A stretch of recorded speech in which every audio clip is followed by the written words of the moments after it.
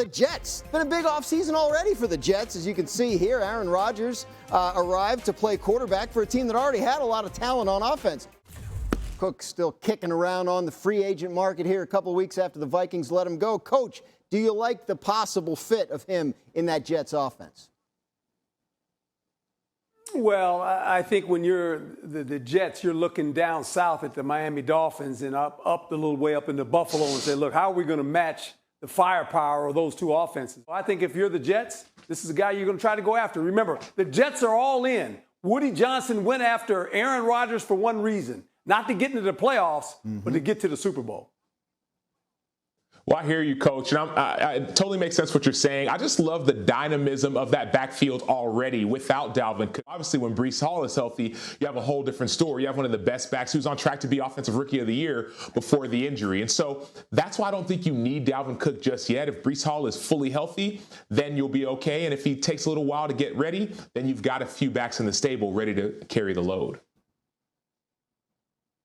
You make sense there, but I will tell you this. If you're a coach and if you're a quarterback, you want a guy with some veteran presence. These young backs are young. Remember, he had Dillon that was in Green Bay. He had two running backs. Dillon caught 65 passes. People don't realize that. He got him the ball a lot. So if you're Aaron Rodgers, you want a veteran back that's that has experience of playing in big games. Not saying these guys aren't going to be good players. Look, I was fortunate. I had a guy by the name of Curtis Martin. We had a young back. But I had a guy named Curtis Martin, the old veteran guy, and I leaned on him in certain situations in big games. I knew how he was going to react to those situations. So I think this helps this offense when you get a back like Cook. You guys keep talking about the New York Jets. The man is from Miami. He was born in Opelika, went to high school at Miami Central, went to Florida State for college. He's coming to the Dolphins. Like, I don't know if the Dolphins realize it yet. I don't know if Dalvin Cook realizes it yet.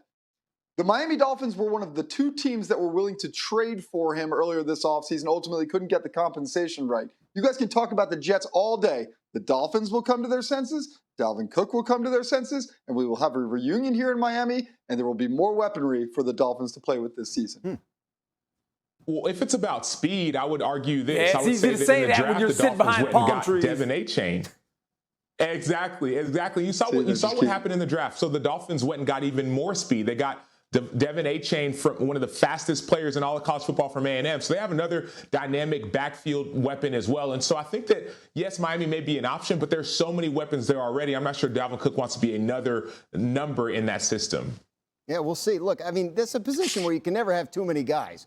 So if the price is right, I don't know if anybody's really going to rule him out. Darlington is convinced the guy's already a Dolphin, so we'll follow that and see if he got that nailed. Thank you for watching ESPN on YouTube. For live streaming sports and premium content, subscribe to ESPN+.